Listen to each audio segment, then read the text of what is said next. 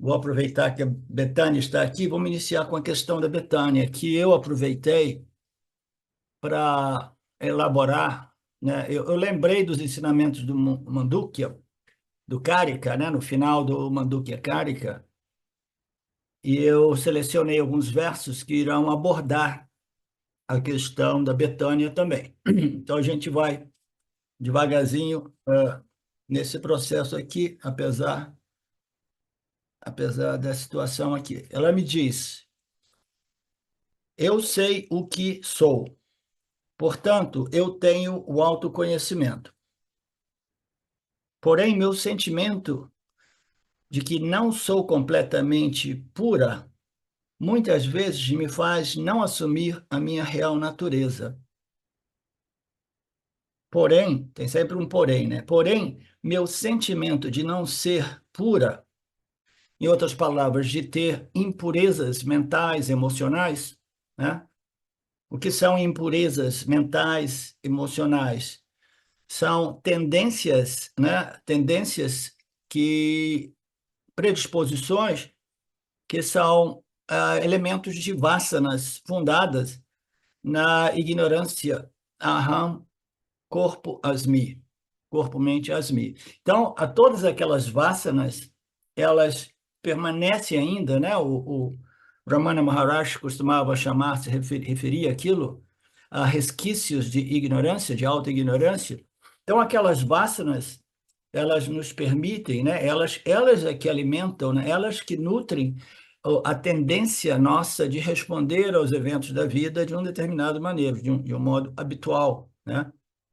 Então, o que é essa impureza? A impureza nada mais é do que auto-ignorância ainda depositada, né, no corpo causal, na mente inconsciente ou subconsciente, tá? Então, ela diz: o meu sentimento de que eu não sou completamente pura, seria mais claro dizer, o meu sentimento de que eu, não é nem meu sentimento, a minha compreensão, para ser o máximo possível transparente, a minha compreensão a respeito das minhas impurezas mentais e emocionais, a minha percepção, a minha experiência das impurezas que ainda condicionam o modo qual eu respondo aos estímulos do meio ambiente, né? Então, o meu conhecimento, essa história de sentimento é sempre perigoso. O meu conhecimento a respeito das minhas impurezas, né, muitas vezes ela faz de modo que eu não assuma a minha real natureza, né? Então, a sugestão da Betânia é que ela tem o autoconhecimento, ela coloca de tal modo, né, sugerindo que esse autoconhecimento é claro, firme e livre de qualquer dúvida, né? Livre de qualquer dúvida. Porém, meu sentimento, né, a minha noção, o meu conhecimento, a minha compreensão, a minha visão, a minha experiência das minhas impurezas mentais e emocionais faz de modo que eu não abrace ou assume a minha natureza. Então, em outras palavras, o conhecimento, a percepção, a experiência que eu tenho dessas respostas, assim dizer, adármicas ou não elegantes, ou um pouco violentas às vezes, ou impuras, para ser mais preciso, né? Então, a minha experiência das impurezas que me compelem a agir algumas vezes de modos não santa, né? Então, elas criam confusão e elas muitas vezes me fazem não assumir a minha real natureza. Então, ali, a questão mais fundamental é a Betânia, ela não assume a sua real natureza por causa da sua real, por causa das impurezas, ou as impurezas estão lá porque ela não realmente assumiu a sua real natureza, tá? Então, essa é uma inquirição boa, né? Quem é quem ali, né? Ela não assume por causa das impurezas, ou as impurezas estão ali porque ela não assumiu, né? Então, o que é realmente um autoconhecimento firme, né? Eu sei quem eu sou, portanto, eu tenho autoconhecimento, né? Então, um autoconhecimento, ele é firme a nível da mente consciente, a mente intelectual, né? Você compreende a lógica a respeito de tudo o que o Vedanta expôs, e você tira o chapéu, você concorda, você não tem mais nenhuma objeção a essa lógica impecável. Aí o que que você faz? Você tem um conhecimento, entendeu? Intelectual, claro, tá? Claro. Agora, o que é a firmeza de autoconhecimento, né? A firmeza de autoconhecimento, ela ocorre na medida que esse conhecimento não somente é claro, mas ele é sólido, ele é firme, tá? Então, isso muitas vezes é referido como um conhecimento livre de qualquer sombra de dúvida, tá? Então, a doubtless self-knowledge é um conhecimento livre de qualquer sombra de dúvida. Então, a questão que eu coloquei são as impurezas ou não abraçar, não assumir a sua realidade. Então, é um ciclo retroalimentado, são os dois, tá? São os dois. O que é um conhecimento livre de qualquer sombra de dúvida, né? Ele é claro intelectualmente, e aí eu fui vivendo a vida e eu fui aplicando esse conhecimento, lembrando, mantendo esses conhecimentos vivos na minha mente, de tal modo que eu já não eu já não perco aquela perspectiva, percepção, né, de convicção, de autoconhecimento, entendeu? Por quê? As impurezas, elas vêm quando a gente, percebamos ou não, quando a gente começa a interagir, né, sob o ponto de vista de ignorância, a nível mais emocional, muito embora a gente diga, mas eu compreendi a lógica, mas na hora de interagir, entendeu? Emocionalmente, aqueles resquícios de ignorância faz com que a gente fique, né, investido naquilo que a gente quer, nessa ordem de realidade, que é simplesmente secundária, aparente, eu fico atribuindo realidade e aí eu acabo tropeçando, né? Acabo escorregando, né? Nas curvas, derrapando. Por quê? Porque, embora o conhecimento aqui, né, tenha sido claro, mas ele não tem a convicção e a expansão de tal modo que eu, na interação com o mundo, entendeu? Eu mantenho aquela percepção de autoconhecimento ao invés de quê? Ao invés de ser movido por essa ignorância, que é uma ignorância muito profunda. Todos nós nascemos e vivemos e somos mantidos aqui por essa ignorância, né? A ignorância de todo mundo mantém essa ordem de realidade, né, presente. Então, como é que a gente vai? Então, o Vedanta, né, ele apresenta esses ensinamentos em três estágios, em quatro, cinco estágios, como queiramos. Nós passamos por Karma Yoga. Karma Yoga é o tema principal do capítulo 10 que nós estamos falando, né?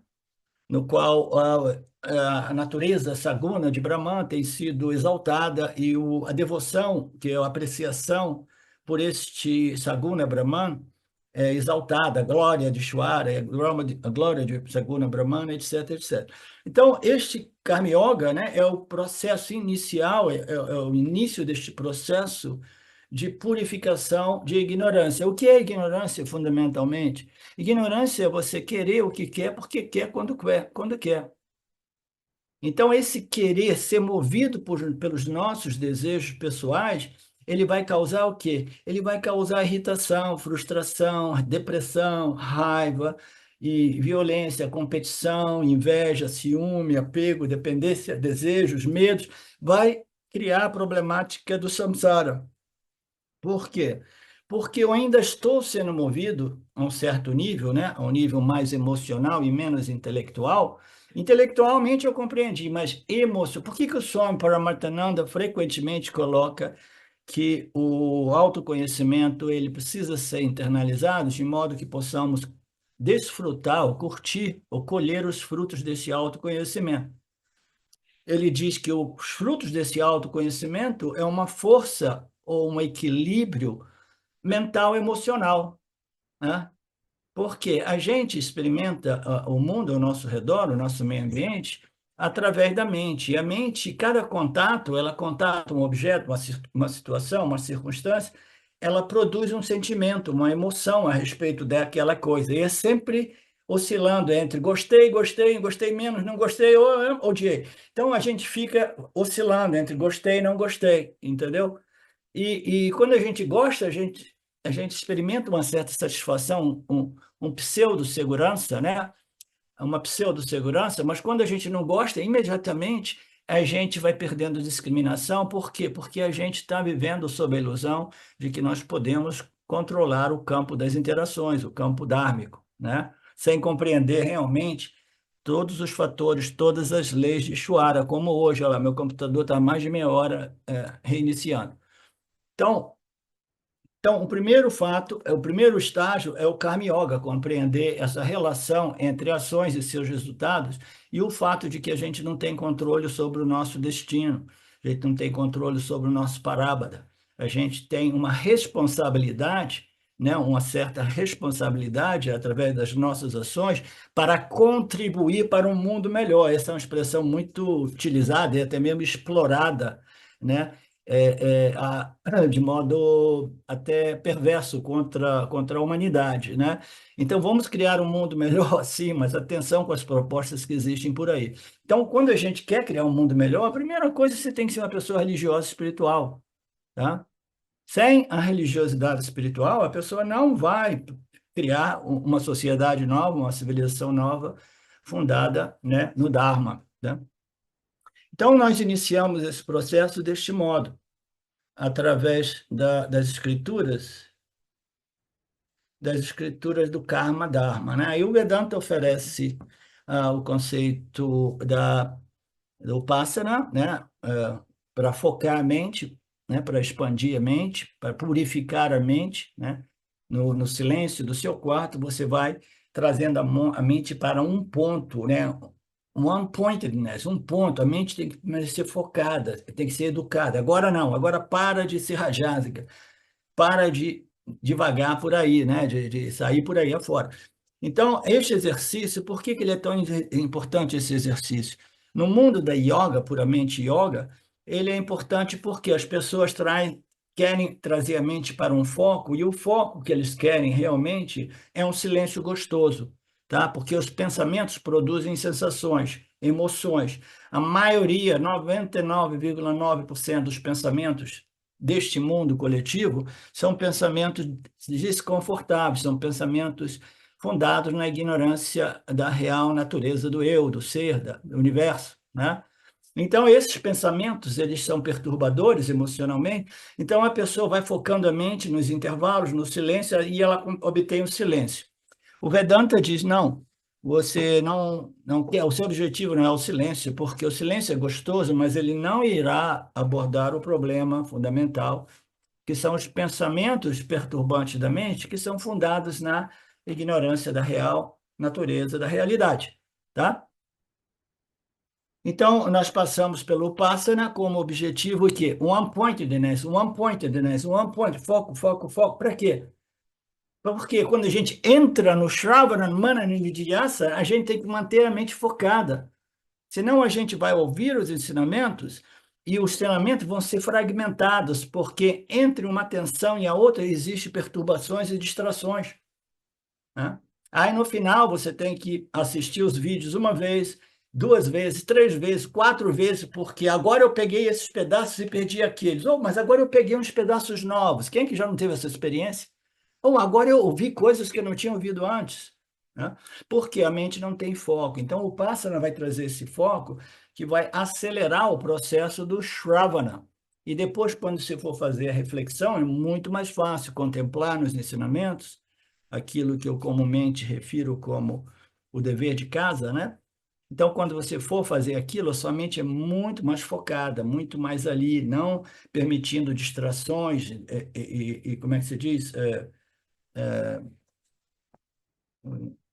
Devagar, né? Divagação e etc. Aí a gente está fit, né? A gente está em boa condição ou qualificado para entrar no Shravana, né? Ouvir os ensinamentos, ler os ensinamentos, estudar os ensinamentos. o primeiro passo é compreender esse ensinamento intelectualmente. Toda a lógica apresentada precisa ser compreendida, de modo que o indivíduo tenha uma convicção de que, sim, em realidade, aquilo que eu sou não é o corpo físico, não é meu corpo emocional, não é o meu corpo de memórias, né? Não é meu intelecto, não é nada disso, não é nem mesmo a minha mente causal ou meu corpo causal, né? Aquilo que eu sou é a consciência. E a consciência, eu concordo, é livre e independente deste instrumento de experiência e do mundo. Então, este ponto final é: e a consciência é livre e independente do corpo-mente e do mundo experimentado através desse corpo-mente. A consciência é livre e independente de tudo, tá? Então, quando a gente compreender os ensinamentos, a gente tem que compreender até o último aspecto, que é aquilo que é Ananda, Ananta, a ilimitação, um sem nada além de si, a única realidade. Você compreender que você é a consciência e a existência são aqueles 2/3 de compreensão que são importantes, mas aquele não é uma compreensão, não é um conhecimento intelectual completo. O conhecimento intelectual completo deve abranger também a compreensão, o que significa ser a consciência existência? Significa que eu sou infinitamente não limitado. Por quê? Porque eu compreendi, através de todos os ensinamentos, que eu sou a única realidade. Mas como assim? Por que você é a única realidade? É porque todo esse universo, tal qual o universo dos sonhos, é um reflexo que existe no âmbito da consciência. Que no sonho eu experimento como um reflexo que ocorre na minha mente, e agora a gente experimenta como um reflexo que existe dentro do Prakriti de Maya.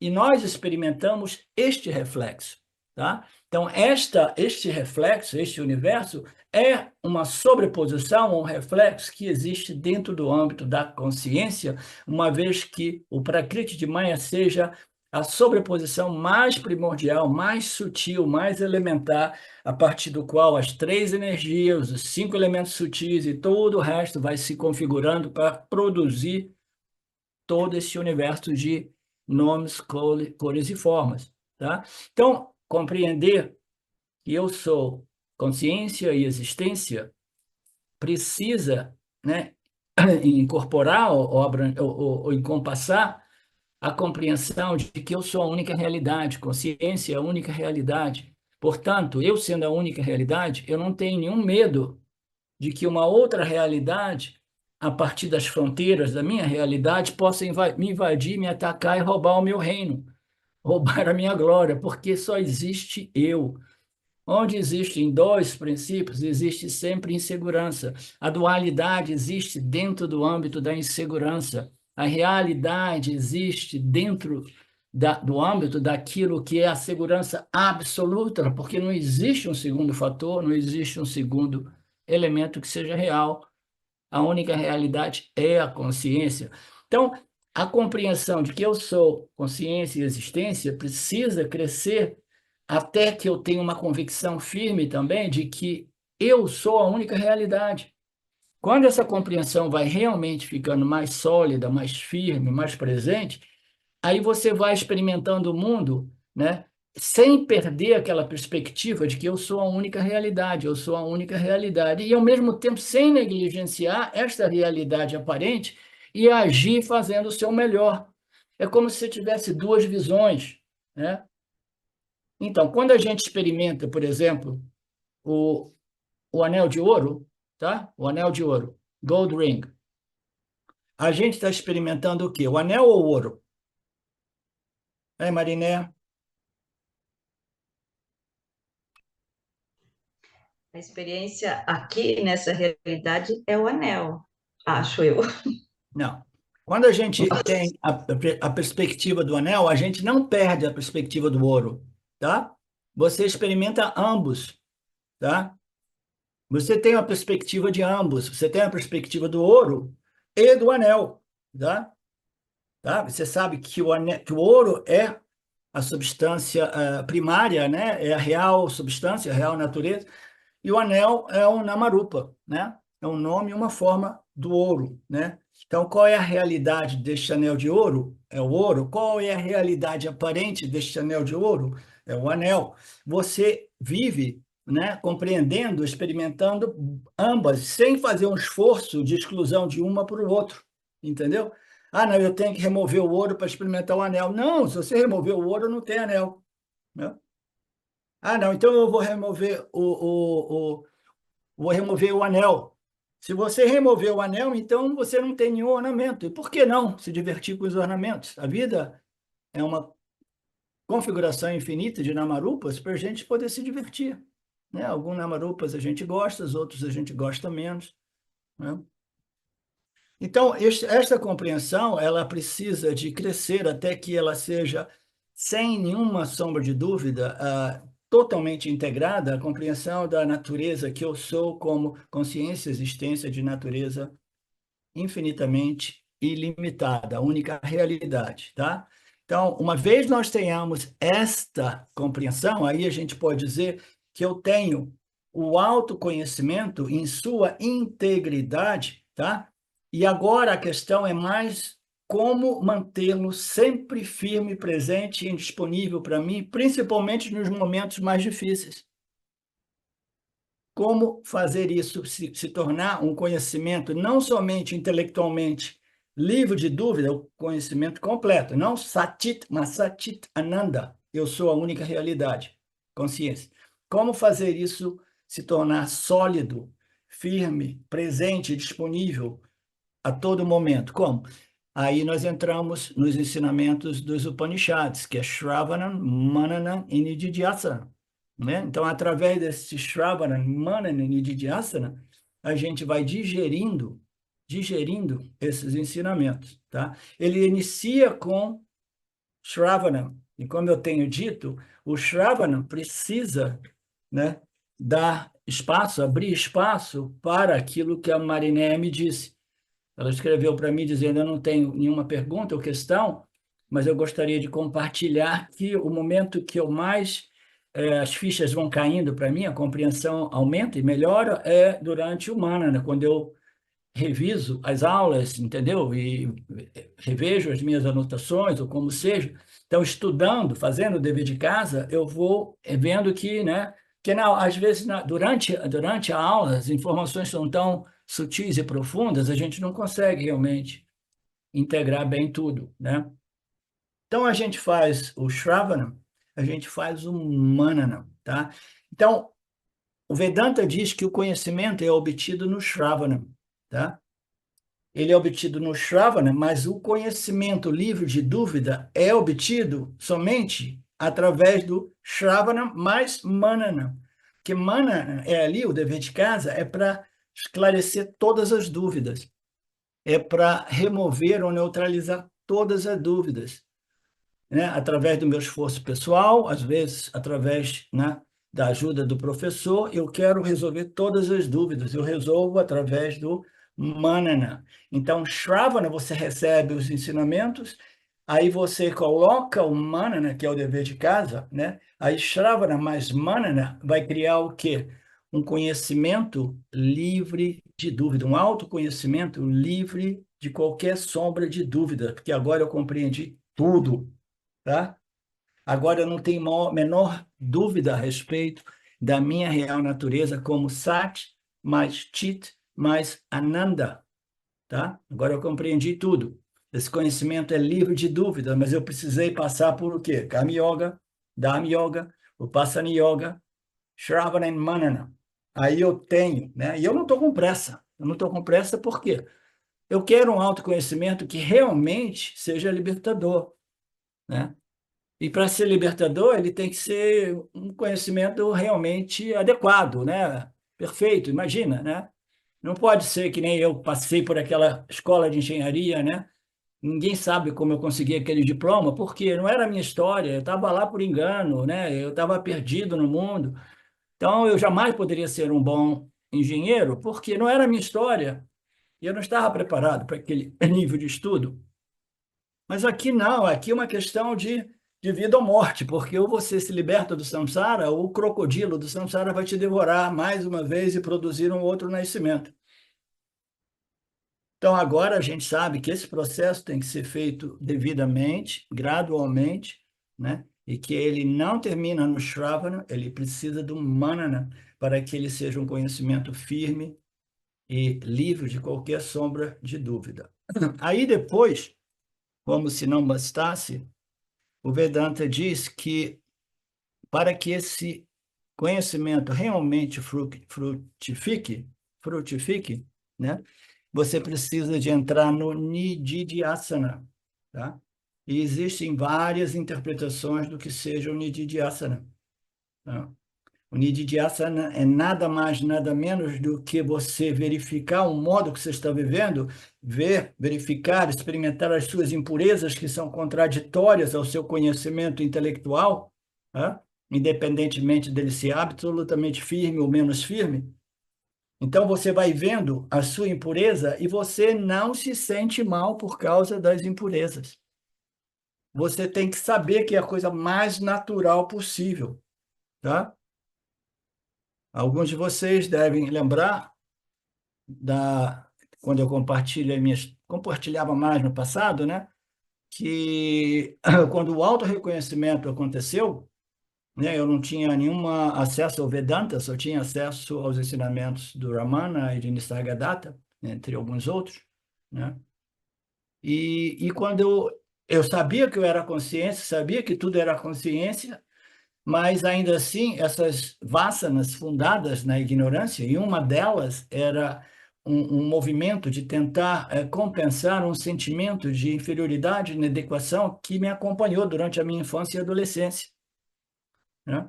Então, eu queria que as pessoas soubessem que agora eu era sábio, né? Que eu estava dando satsang, né? Eu queria ser um guru famoso, e etc, etc. Então, quando eu vi essas tendências do ego, essas tendências, essas impurezas que eram contraditórias ao meu autoconhecimento, por que que eu digo que eram contraditórias? Porque eu sempre ouvi dizer que o autoconhecimento ele produzia um fruto que era paz, uma mente, né, bem resolvida, pacificada. Agora, imagine a situação de alguém como eu, sem ter acesso a esse corpo de conhecimento, que sabia que eu era consciência, mas ainda assim eu estava experimentando frustração, entendeu? Ambição, né? Frustração porque eu não estava, né, fazendo vídeos e botando, tentando, né? "Ah, eu estou aqui, eu sou o novo sábio no pedaço, né? Imagina a confusão que eu fiquei, entendeu? Então, essa dúvida, ela pode ocorrer. Então, de repente, eu não realizei, eu não me toquei, eu não sei que eu sou. Então, a gente precisa saber que essas impurezas são naturais, tá? São os resquícios, são as ignorâncias ainda depositadas na nossa mente inconsciente, no nosso corpo causal, tá? Então, a última coisa que a gente quer é dizer assim, eu não entendi nada, isso e aquilo. A perspectiva correta, isso é natural, é parte do processo, tá, Betânia? É parte do processo, tá? Então, o que que eu vou fazer? Arregaçar as mangas da camisa, como aqui assim, né? E começar a trabalhar mais e mais o meu Nididhyasana, até que eu possa digerir esse conhecimento, essa assimilação, internalização, digestão, como queiramos, desses ensinamentos, eles vão produzindo o quê? Eles vão produzindo tendências ou vasanas, vão depositando essas impressões novas, essas vasanas novas no meu corpo causal, subconsciente, de modo que a luz, a luz ela não consegue viver simultaneamente com a escuridão. Ela entra, a escuridão dissipa, como nós sabemos. A gente precisa, vocês já ouviram falar essa expressão? O objetivo número um, intermediário de todo vedantino sério, é cultivar, desenvolver e manter vasanas, né? Vasanas espirituais, vasanas, né, por moksha, por autoconhecimento, vasanas vedânticas, upanishádicas, tá? Você quer que aquelas impressões sejam depositadas na sua mente causal. Então, o que ocorre neste estágio inicial, Betânia, é que a gente está cheio de vasanas ainda, vasanas fundadas nesta ignorância cósmica, e elas aparecem como que contrariando o conhecimento nosso intelectual, independentemente de o quanto firme, claro, ele seja, e todo abrangente ele seja. Elas vão começar a dizer, pô, então a pessoa, muito frequentemente, mais frequentemente do que não, ela vai dizer, então é isso mesmo, o Vedanta não funciona, é somente uma filosofia. Não, não é isso. O autoconhecimento e a libertação desta ignorância que influencia a vida do ser humano de tal modo que ele se torne uma pessoa que sofre a experiência humana em vez de simplesmente curtir e agradecer pela mesma. Então, esta ignorância é muito profunda e ela requer um esforço realmente além daquele esforço sugerido pelos círculos espirituais por aí que não querem dizer a verdade. Você remover esta ignorância através do Nididhyasana é um processo que leva tempo, né? O conhecimento da sua real natureza é o reconhecimento daquilo que é fora do âmbito espaço-tempo. Você é a consciência, o espaço-tempo são projeções, né, que existem no âmbito daquilo que eu sou como consciência e existência, né? Então, o autoconhecimento é fora do tempo, mas a frutificação do autoconhecimento é um processo temporal. O Swami não, o Nisargadatta Maharaj dizia, isso são expressões que existem já no mundo do Yana Yoga há milhares de anos, né? A analogia é o amadurecimento de uma fruta numa árvore é gradual e lento, mas quando ela cai repentinamente, né? Então, o autoconhecimento é uma clareza total, direta, é chamado aparoksha jnana, que vai além do conhecimento intelectual, tá? Esse conhecimento aparoksha jnana, que é livre de obstáculos, livre de vaguezas, de abstrações, de dúvidas que a gente colocou debaixo do tapete, ou isso e aquilo, este autoconhecimento ele tem um poder transformador enorme, enorme, tá? E eu também já descrevi isso no passado, muito embora eu não estivesse em contato com Vedanta, quando este auto-reconhecimento ocorreu para mim, eu fiquei confuso, porque eu notei que eu parecia ser uma outra pessoa.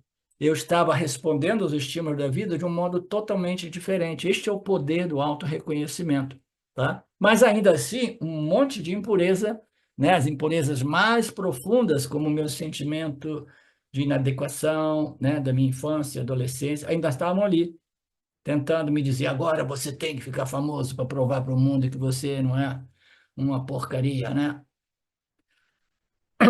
Então, voltando ao ponto aqui, este, essas vassanas elas precisam ser purificadas na luz do conhecimento e o único modo de fazer isso é na mente consciente. A gente não tem acesso à nossa mente causal, a gente não tem acesso porque a mente causal, a mente subconsciente ou inconsciente é mais sutil do que a mente consciente, tá?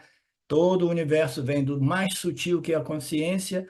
Aí o sutil, mas já um pouco mais densificado, né? E depois o corpo sutil. Então, a mente causal ela é mais sutil do que a mente sutil, o corpo físico, o mundo físico, né? A mente emocional é mais densa ainda do que a mente mental, intelectual. Então, é sempre do mais sutil ao mais denso, tá? A gente não tem modo de trabalhar diretamente no corpo causal.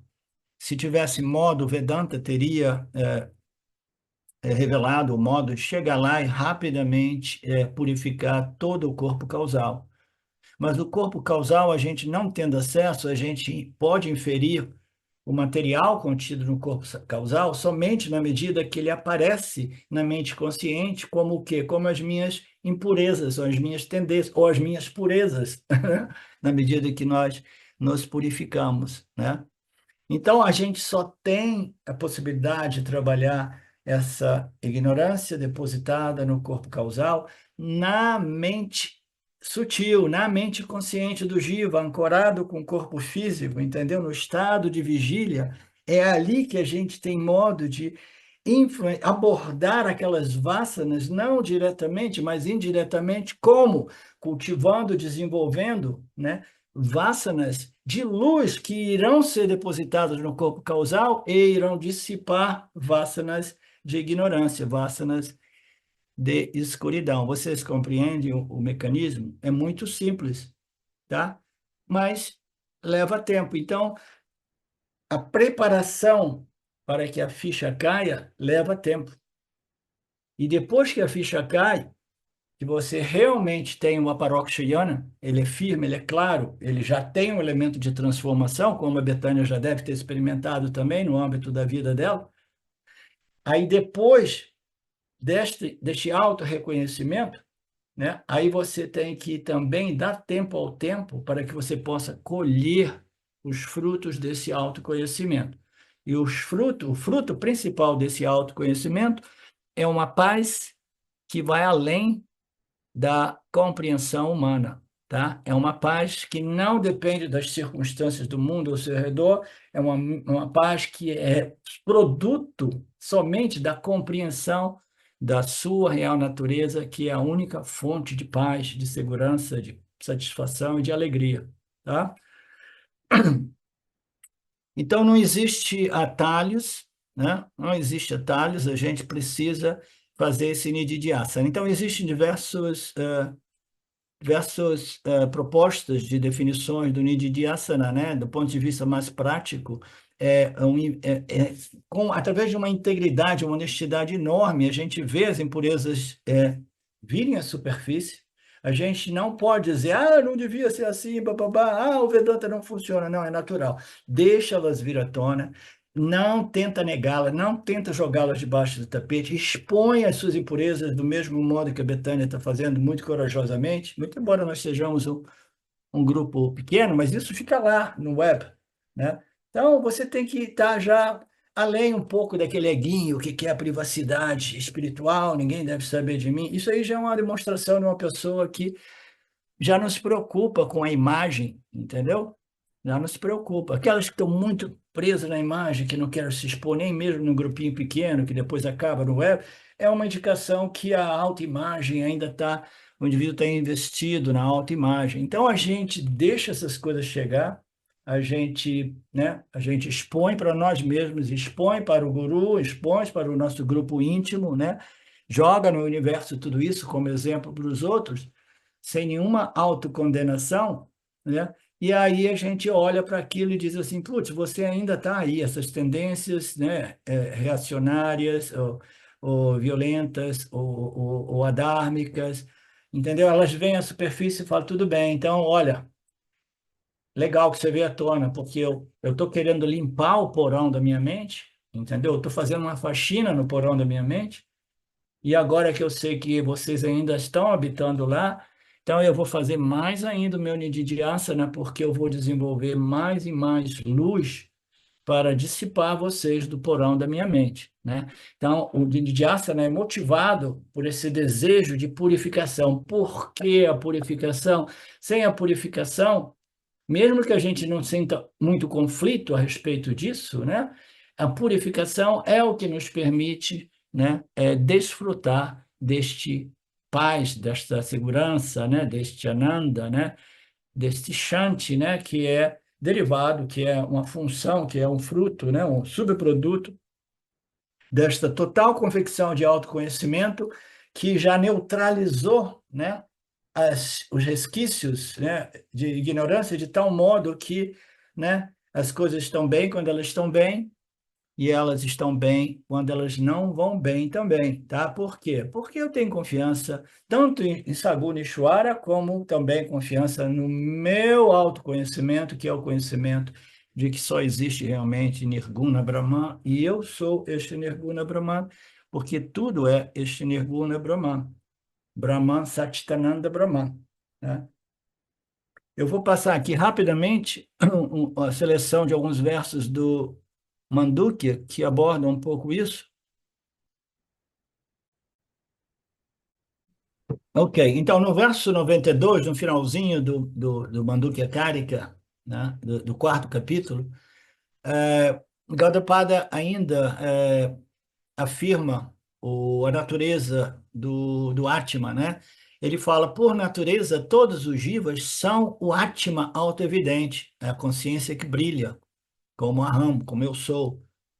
Eles sempre foram autoevidentes, né? É aquele segredo exposto ao ar aberto, né? Este Aham, essa consciência que brilha como Aham, desde o início, eles sempre foram Satchitananda Brahman.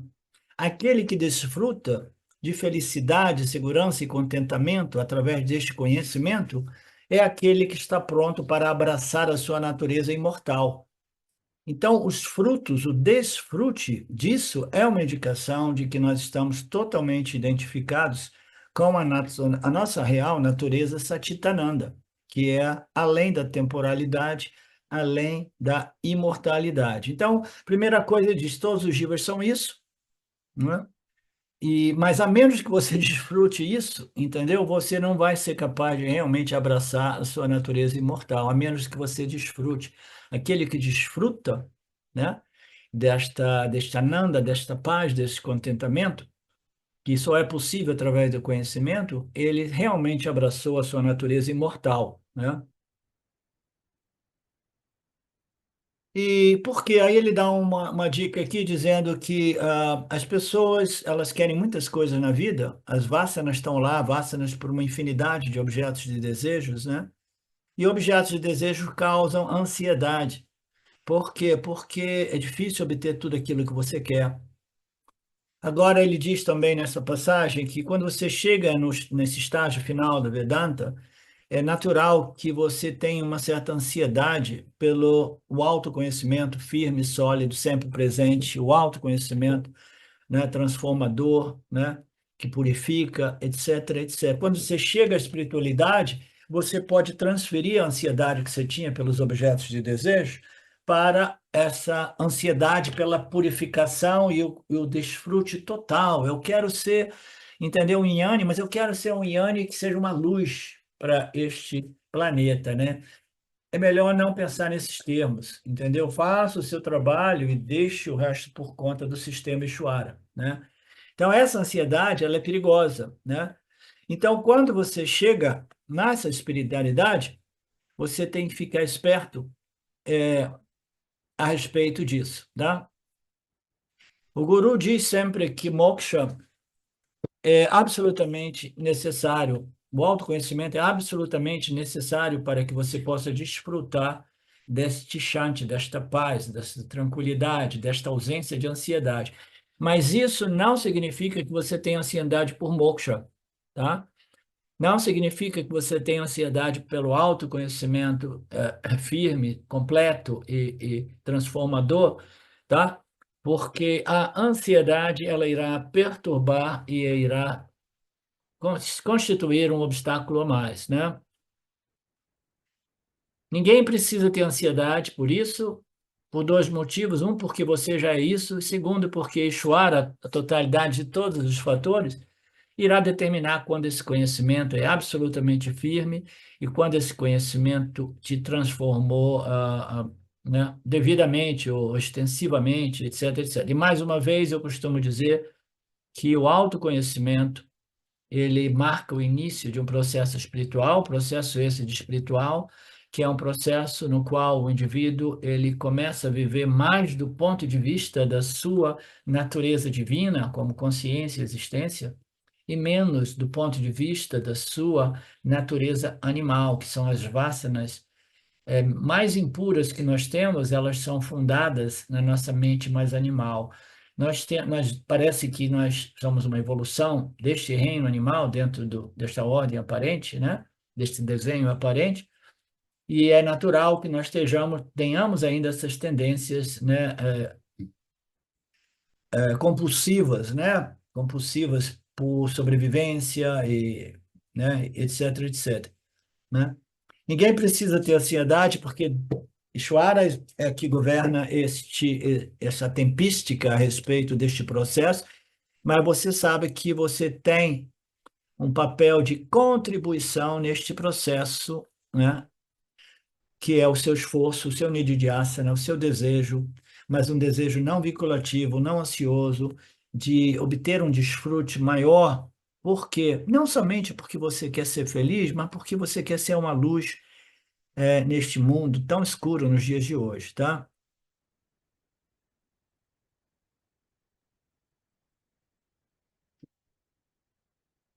Então, o verso 93 ele diz: Por natureza, todos os jivas são totalmente livres, eles nunca nasceram, eles são uniformes, significa dizer o quê?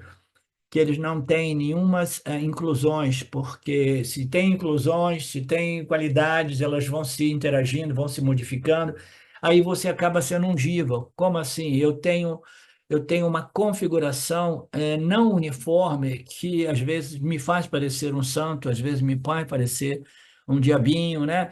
Então, não, não, é livre de qualquer qualidade, livre de vasta, livre de tendências. Você é um não nascido Satchitananda Brahmano, você não tem partes ou divisões, você é o único princípio totalmente pacificado, né? Este Atma do Jiva é realmente não nascido, uniforme e puro. Então, a compreensão de que a minha real natureza é pura, agora eu lembrei o que eu ia dizer antes, e que a minha natureza aparente, ela jamais será 100% pura, tá? Então, a primeira coisa é assim, o quanto puro eu devo ser? Um pouco de purificação é necessária, até mesmo para que você possa entrar neste processo vedântico. Um pouco mais de purificação é necessária para que você possa assimilar esses ensinamentos. E um pouco mais ainda de purificação é necessário para que você possa fazer deste autoconhecimento ele sempre firme, né, sólido, livre de dúvidas, em total convicção. Mais purificação é necessária. E depois você vai precisar de mais purificação ainda para o desfrute, né, daquilo que é o palam, resultado deste Atmayana. Eu obtive o Atmayana, o autoconhecimento, agora os frutos é o Shanti, Shanti, clareza, sabedoria, tá? Então, o desfrute requer ainda mais purificação. Mas não existe 100% purificação, eu tenho dito isso já da quase 10 anos, e essa afirmação é absolutamente em harmonia com os ensinamentos da nossa Sampradaya. Eu fui verificando tudo isso, né, na medida que eu estou sempre em contato com as exposições do Swami Paramarthananda. Nós precisamos desenvolver um certo grau de pureza e tudo bem, né? Eu continuo vivendo deste ponto de vista, eu continuo, né, desenhando a minha vida de modo tal que ela possa desenvolver mais sattvaguna, com estilo de vida menos rajásico, menos tamásico, né? Vou me ajustando, porque quanto mais pacificada, mais satívica, mais, né, é, pacificada é a minha mente, mais eu sou uma luz neste mundo, mais eu aprecio essa ordem aparente, eu aprecio Shuar, aprecio as coisas assim como elas são. Eu confio, né, que todo esse período adármico, né,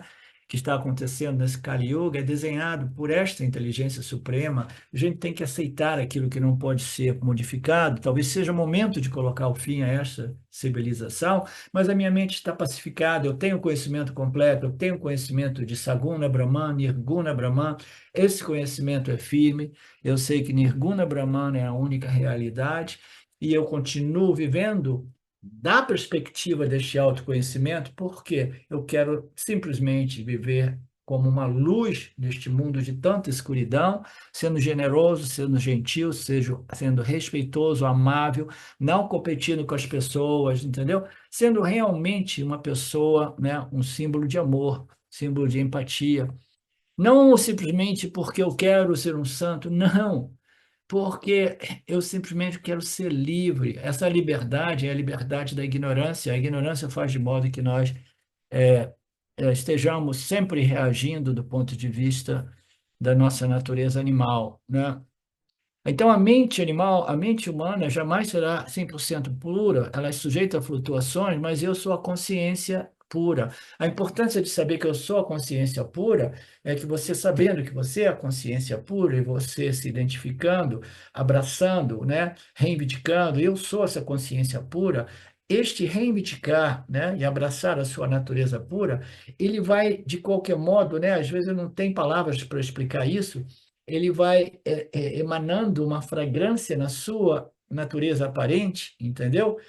ela vai, às vezes, vai transbordando para a sua natureza aparente, você vai desfrutando daquilo que é a sua natureza Ananda, a sua natureza, a única fonte de segurança, de paz e de tranquilidade e de liberdade, porque você é livre e independente do mundo e do corpo-mente que experimenta o mundo, tá? Só o verso 94, dando continuidade, né, nesta abordagem a respeito da questão da Betânia, Gaudapada 6, não pode haver pureza alguma para aquelas pessoas que vivem na dualidade o tempo todo, na separação o tempo todo.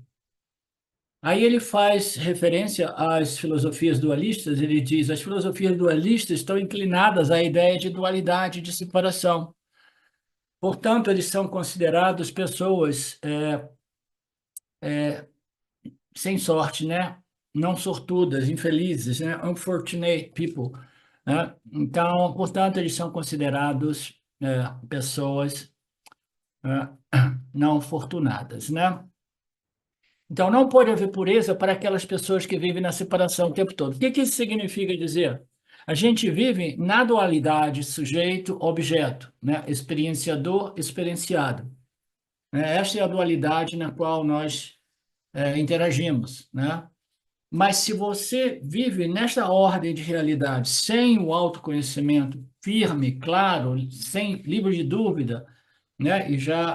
Que já criou raízes no corpo causal, né? Então você tem o conhecimento quando você ouve as aulas durante o seu Shravana e Mana, você tem o conhecimento durante o seu Nididhyasana, você afirma esse conhecimento, mas no momento que você interage com o campo, você está interagindo com a dualidade conhecedor conhecido, experienciador experienciado, né? Então, esta separação não desaparece, esta divisão, este Dvaita não desaparece, e não pode haver pureza para aquelas pessoas que continuam a viver afirmando esta dualidade o tempo todo, né? Então, nós temos o autoconhecimento a nível do Shravana, a nível do Manana, e depois o Nididhyasana, né? O Nididhyasana no silêncio do nosso quarto, né? Meditando sobre a natureza de Nirguna Brahman, como declarado nos versos dos Upanishads e nas exposições dos nossos gurus, né? Então a gente está fazendo isso. Aí quando a gente levanta do nosso ambiente e começa a interagir com o mundo, a gente se encontra na situação sujeito-objeto, experienciador e experienciado. Então, é durante a interação que a gente vê o nível do nosso desenvolvimento. Se a gente ficar afirmando essa dualidade como realidade, atribuindo realidade à dualidade, se a gente esquece a perspectiva de compreensão de que tudo é somente uma mera projeção dentro do âmbito de Satitananda Brahman, e eu sou este Satitananda Brahman, tudo é este Satitananda Brahman, se a gente, né, dá umas vaciladas e a gente começa a interagir, a gente vai experimentar impureza, a gente vai experimentar desconforto mental, emocional, porque a gente está ainda afirmando esta dualidade o tempo todo. Então, a pureza, ela não é possível se nós continuamos vivendo, atribuindo realidade à dualidade o tempo todo. Então, isso aqui se refere ao quê? Shravana, Mana, Nididhyasana, aí quando você se levanta do seu quarto de Nididhyasana, seu quarto de meditação, começa a interagir com o mundo, a dualidade não vai desaparecer e o conhecimento precisa neutralizar aquela dualidade, de modo que você não atribua a realidade e permaneça impuramente perturbado, tá? Então, a perturbação, o desconforto, né? As reações emocionais, violentas, tudo isso são impurezas, e ele diz assim: não pode haver pureza para aqueles que vivem afirmando a separação o tempo todo, a dualidade, o que? Sujeito-objeto, tá? Então, os dualistas, philosophers, né? Eles são pessoas unfortunadas. Aqui tem uma passagem das palavras de Swami Paramarthananda que ele diz: você não tem controle absoluto sobre o parábada, sobre o campo. Nem mesmo Ishwara pode controlar o campo do anátema, né? O campo desta projeção produzida por Maya. Ele fala, nem mesmo Bhagwan pode controlar. Parece ser uma afirmação contraditória, mas não é.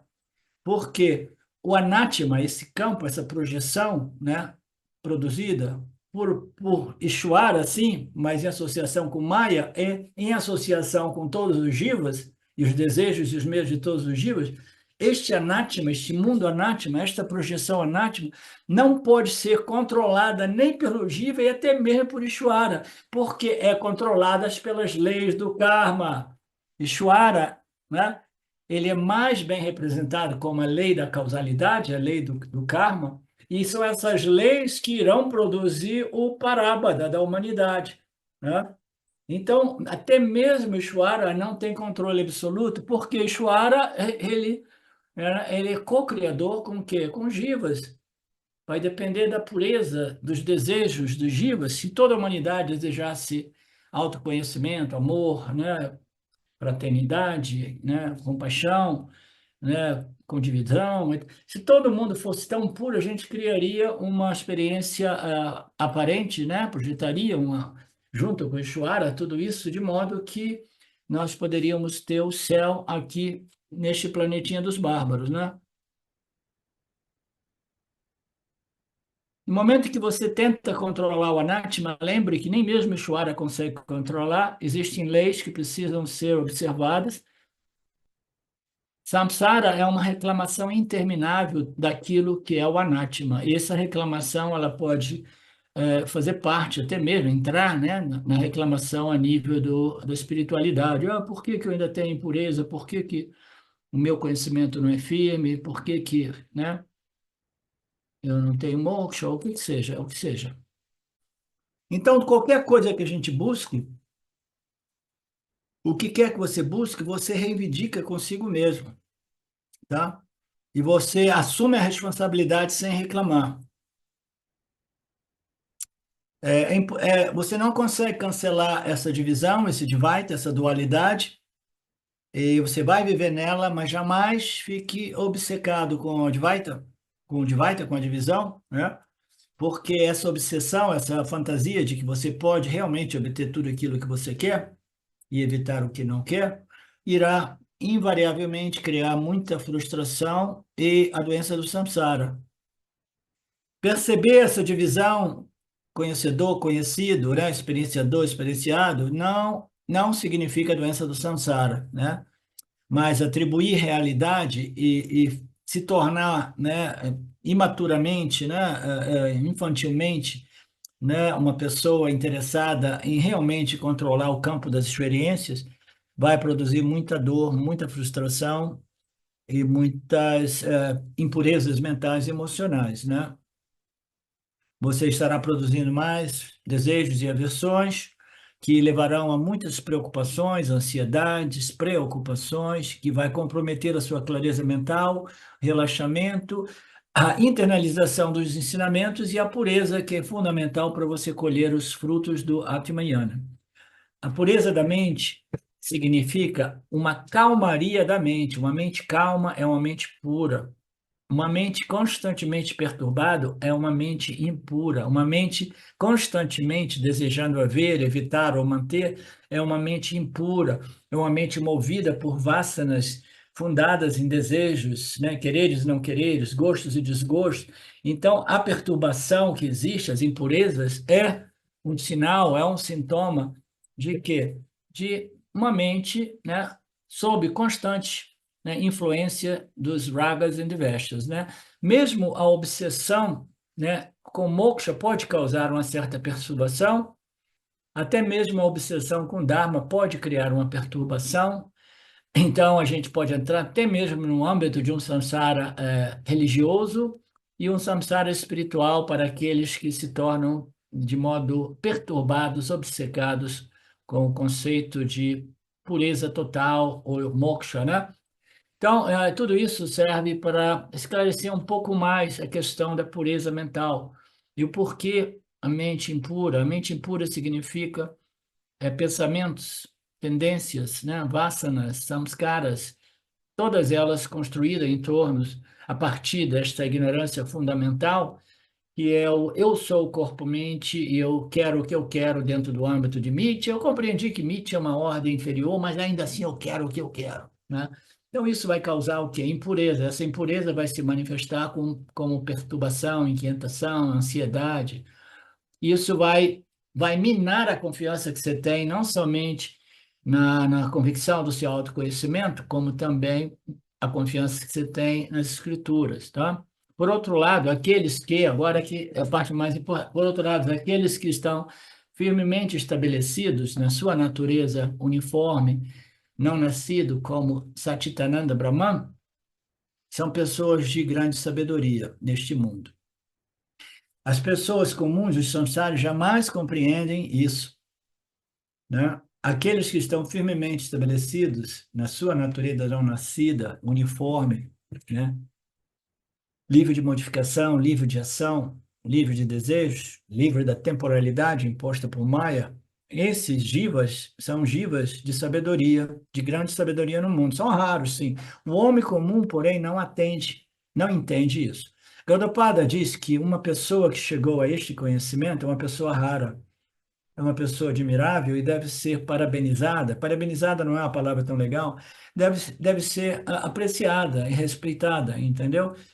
Por quê? Porque são pessoas que representam aquilo que você gosta, quer, e que é uma prova de que é possível, né? Então, Gaudapada diz que uma pessoa que chegou a este nível de conhecimento purificador é rara, é admirável, ela precisa ser apreciada. Mas somente aqueles com capacidade de perceber irão apreciar essas pessoas, né? Porque passou por uma longa jornada para chegar ao formato binário. Então, o formato triangular, ele vai nos conduzir ao formato binário, e o formato binário vai nos conduzir a esse conhecimento transformador, né? Começa com Karma Yoga, né? Eu entro no formato triangular e depois eu entro no Yana Yoga, eu chego no meu Nididhyasana e eu purifico, né? Produzindo, cultivando essas vasanas que irão fazer uma faxina no no meu corpo causal, no porão da minha mente consciente, né? Eu dependo de Deus, dependo de Deus, ok. Então, aqui, esse ponto que eu queria ressaltar aqui. Pela graça de Bhagawan, eu, depois de ter passado por esses processos preliminares, pela graça de Ishvara, pela graça de Bhagawan, eu entro em contato com as escrituras do Vedanta e o Guru, né? Eu passo por muitos Shravanas depois disso, né? Shravanas e Mananas, e de novo, com a graça do Senhor Bhagawan, né? Os Shravana e Mananas, eles produzem, né, o sucesso que é o quê? Que é o conhecimento firme, sólido e livre de dúvida. Quando tenho a compreensão da minha natureza firme, sempre presente, livre de dúvida, eu já mudei do formato triangular para o formato binário, ou digamos assim, aquele que sugere, depois de você obter esse conhecimento claro, você muda para o formato triangular, não significa abandonar para o formato binário, não significa necessariamente abandonar o formato triangular, mas você pode manter ambos, tá? Você vai praticando, você vai vivendo menos do formato triangular e mais, abrindo mais espaço para o formato binário, entendeu? Eu sou a única realidade, este universo é simplesmente um reflexo que ocorre dentro da consciência, e eu sou essa consciência, consciência livre livre e independente deste reflexo, né? E quando eu tenho essa compreensão de minha real natureza, eu mudo para o formato binário. Aí ele diz assim: cada pessoa deve decidir por si se o entendimento, esse entendimento, este conhecimento firme, sólido, livre de dúvidas, criou realmente raízes, ele foi realmente, né, desenvolvido, né? E somente a pessoa será capaz de decidir se esse conhecimento transformou a pessoa e a percepção do mundo. Ninguém pode dizer isso para ninguém. Ninguém pode realmente dizer isso para ninguém. O guru pode dizer um pouco com base naquilo que as pessoas falem, dizem ou escrevem, né? mas somente a pessoa pode realmente saber o seu estágio de desenvolvimento, né? E decidir se esse conhecimento ele desenvolveu raízes transformadoras, né? E transformou a si e transformou a sua percepção do mundo. Você vê o mundo como o quê? Como simplesmente uma projeção de Namarupas que existe dentro do âmbito de Satchitananda Brahman. Eu devo estar completamente convencido de que eu sou Satchitananda Brahman, que eu sou o apoio, o adstana, né? Eu sou o pano de fundo, eu sou o espelho no qual esta ordem aparente se reflete. Eu preciso estar totalmente convencido de que eu não preciso de nenhum apoio, mas todo esse mundo se apoia em mim.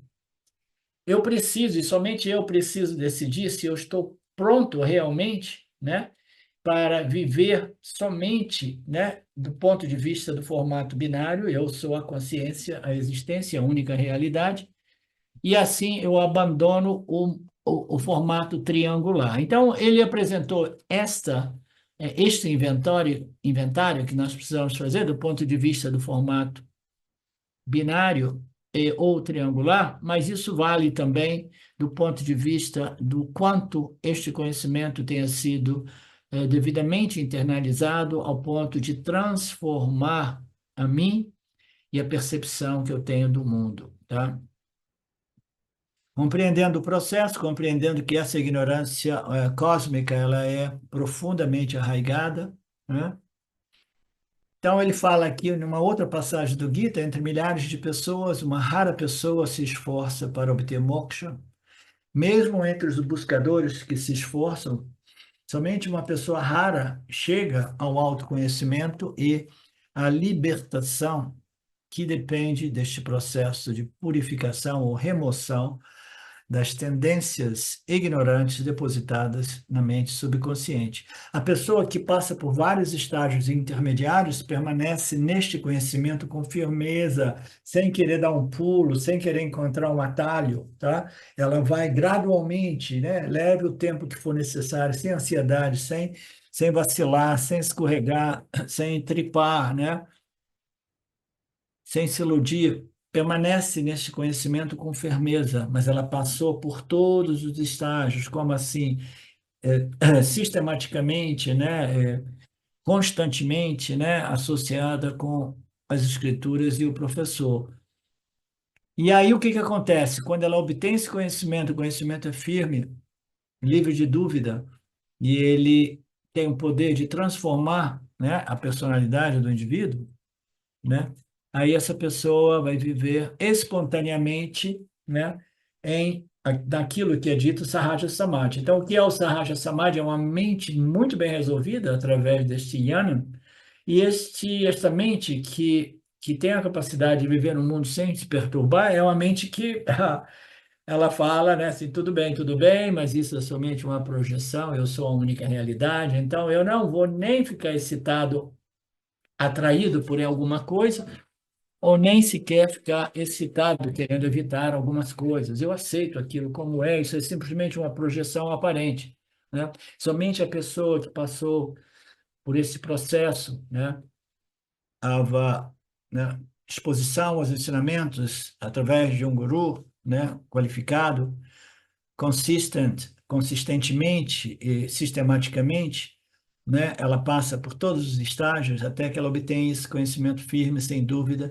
e aí somente então ela espontaneamente ela desfruta de Sahaja Samadhi. Sahaja Samadhi é o objetivo final deste processo, ele somente é possível na medida que este conhecimento criou raízes, né, no nosso corpo causal. Quanto 80% de purificação, 70, 60, não importa. Você deixa tudo isso por Ishwara, na mão de Ishwara, Betânia, entendeu? Você faz somente a sua parte, aceita as impurezas são parte do processo, todos nós temos as nossas impurezas, de vez em quando elas se manifestam, e você vai simplesmente vivendo a sua vida, né, em reverência a esse conhecimento, em reverência Professor, não a estamos Saguna vendo e o seu rosto. Hã? Tá abaixo o seu computador, não estamos vendo o seu rosto. Não, subiu agora. um pouco. Não, agora eu tô vendo sua camiseta. Eu estou brincando com você. Então tá, melhorou agora? Sim. Ok. Eu vou passar para outro computador porque o meu computador finalmente acordou aqui. Mas primeiro eu quero acabar essa frase aqui e aí eu vou pedir uma pausa de 2 minutinhos para abrir o outro computador. Essa, que isso? Ok. Essa pessoa não tenta lembrar.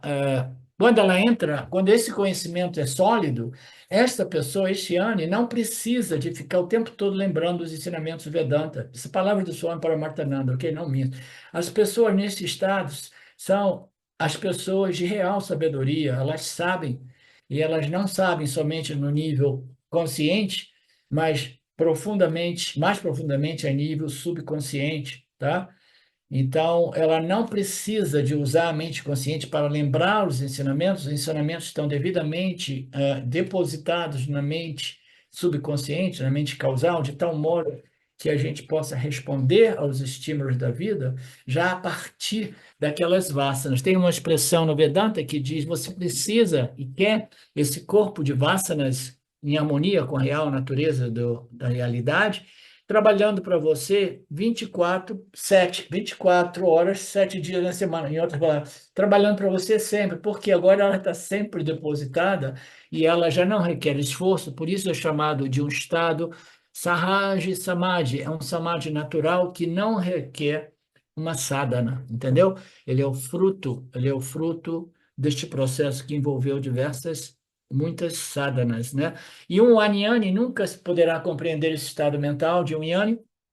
Aquele que é um Yani, somente aquele que é um Yani, ele consegue compreender um outro Yani, né? Somente o Yani consegue mais ou menos, né, inferir quem é um Yani e mais ou menos o estágio de desenvolvimento desse ou daquele Yani. É por isso que eu ainda estou trabalhando junto com o Ronaldo José para desenvolver aquele instrumento moxômetro, né? Aí a gente não se ilude, a gente coloca tudo no moxômetro. Ok. Então, um Aniane nunca pode entender o estado mental de um Yanni, sim, é verdade, é confuso, é muito confuso. Aquelas pessoas que é um Yanni podem entender outro Yanni. Os leigos não conseguem entender o estado de espírito do Yanni. Ok? Agradecer imensamente, professor, por eu ter trazido essa pergunta e você ter trazido tanto conhecimento, né, tantos versos, tantas coisas que pela quais eu já passei, já ouvi, né, e mas essa síntese traz novamente, né, muitas coisas para reflexão mesmo. Eu sou Sim. muito grata por Então, é ser por uma isso, aluna aqui e a importância do professor é essa, entendeu? As pessoas que abandonam esse relacionamento com o professor prematuramente, elas não sabem que é um perigo, né? Porque a gente sempre tem um pouco dessa ignorância, né? Enrustida, né? E que pode dar uma vacilada aqui, vacilada ali. O ego acaba querendo entrar pela porta dos fundos. A gente tem que estar sempre exposto a esses ensinamentos com um professor competente, né? Então, eu estou sempre, né, em contato com o meu guru também, que é um dos mais brilhantes, se não o mais brilhante da nossa Sampradaya. A gente tem que tomar cuidado com alguns outros conceitos, Betânia, que existe quem diga assim, eu não sou as minhas vassanas, eu não sou as minhas impurezas, eu sou Satchitananda, não importa, mesmo que eu possa, que eu haja, às vezes, de modo adármico, violento, isso e aquilo, né? Então, eu tive contato com um professor de Vedanta que dizia muito isso para, de certo modo, justificar as suas impurezas, entendeu? Eu amei encontrar o Swami Paramarthananda porque ele deixou isso muito claro, né? Deixou isso muito claro, que o autoconhecimento não é pureza, não é santidade, mas se você não tiver um determinado nível de pureza, você não vai poder desfrutar ou curtir ou colher os frutos do autoconhecimento. que é Sahaja Samadhi, tá? Então, essa ideia de que, não importa, eu não sou as minhas impurezas, não sou as minhas isso, eu sou meu aquilo, minhas vá, muito provavelmente apresentado como uma justificação. Sim, você porque a Betânia falou assim no final, que eu não li, deve ser uma confusão entre Satya e Mithya. Não, Satya é Satya, você é a consciência, você é livre de qualquer mudança, você não pode purificar, você não pode, né, fazer nada, né? E, portanto, a você não é atribuído nenhum karma, etc, etc. Mas esse conhecimento não é para a consciência.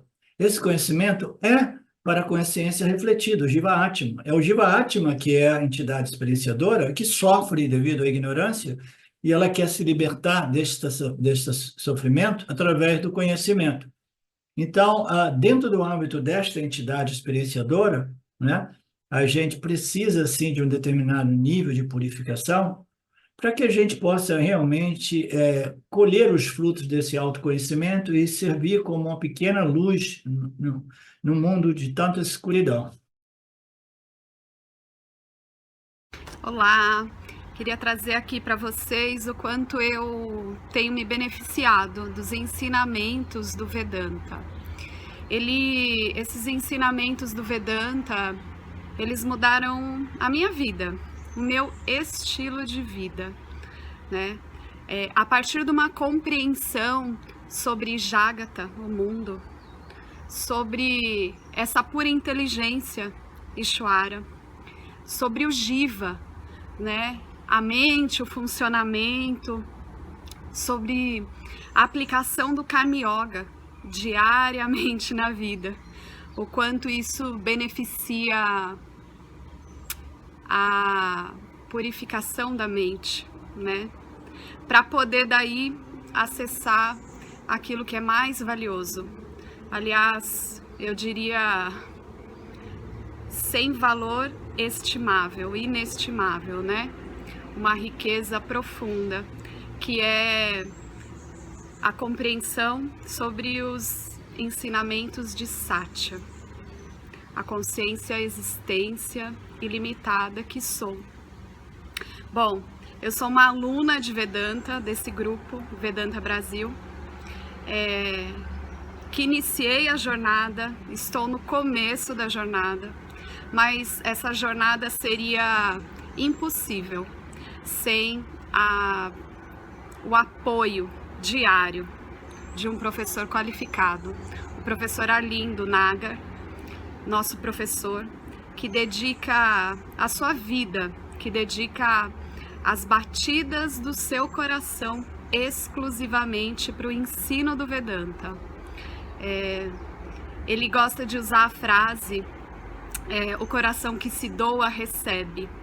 Então ele é esse coração que doa.